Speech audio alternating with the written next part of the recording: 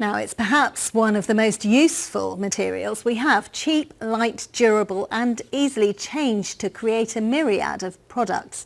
But the way we're dealing with ever-growing amounts of plastic, both here in the UK and around the world, is of course causing huge problems.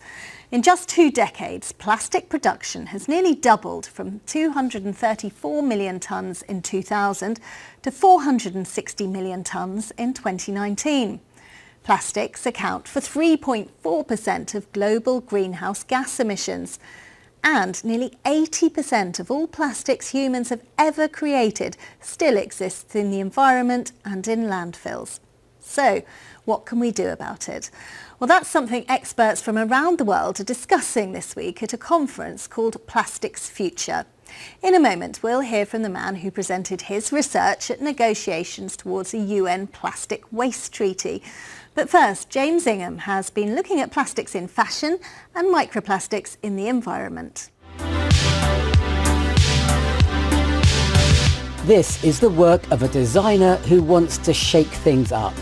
Amy Barnes, one of this year's University of Portsmouth fashion graduates, has demonstrated a commitment to sustainability that she says the industry so desperately needs. This is my Passionate collection.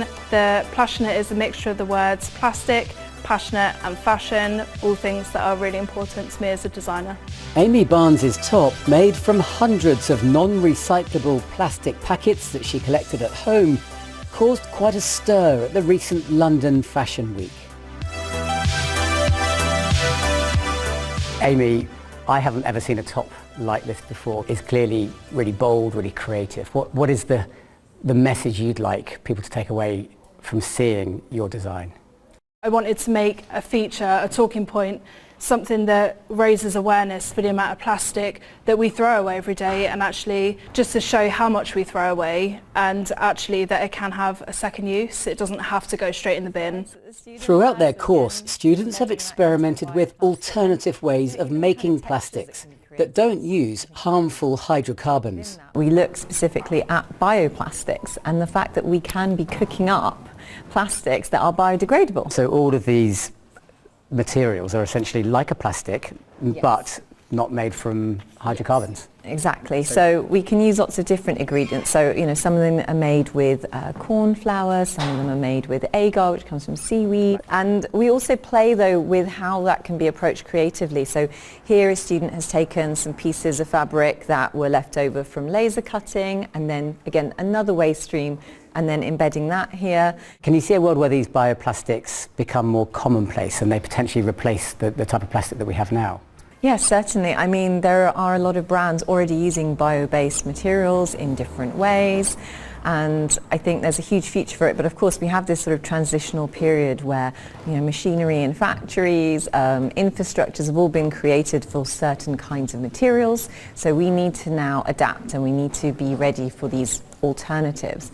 Across the campus, scientist Faye Cuthero has demonstrated why that's so important. Anything that we breathe in has the potential to harm our lungs, and plastics in particular, because they won't biodegrade naturally, they can accumulate there, and that's a real concern. So something like this is just a normal fleece. This is actually 100% plastic, that's 100% polyester. When you walk, your arm moves, so I'm just going to sort of mimic that action, and this will show how many fibres are actually being released into the air. So we've zoomed in to 50 times magnification. Although this is a very long fibre, it's about 10 micron in width, and that means that it can get into our upper airways and probably down past our bronchioles into our upper lungs. It would need to be below 5 microns to penetrate lower, but you'll see from other areas that this will fragment further, and we are very likely to end up with those smaller particles too. So Faye, you've demonstrated that we're surrounded by plastic. It's in the water, it's in the air that we breathe, but it's a really useful material, isn't it? And cheap and convenient. So are we ever going to end our addiction to it, do you think?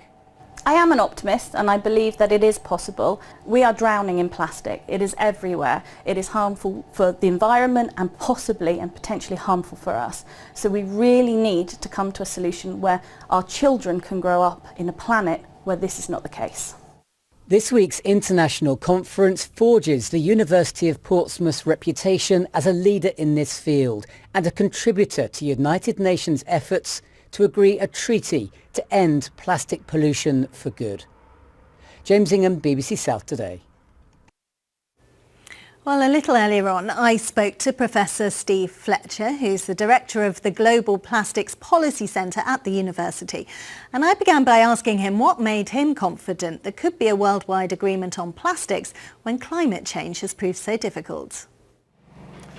Well, I think there's a huge amount of political commitment to get a global agreement on plastics. And it's something that we're all familiar with in our everyday lives as well. So I think it's something that touches people in a way that the climate debate doesn't. And I think the politicians have got that and they're committed to making a change. I mean, we're obviously one of the wealthier countries and we struggle with this issue. So what incentive is there for poorer countries to prioritise this when they've got so many other things on their plate?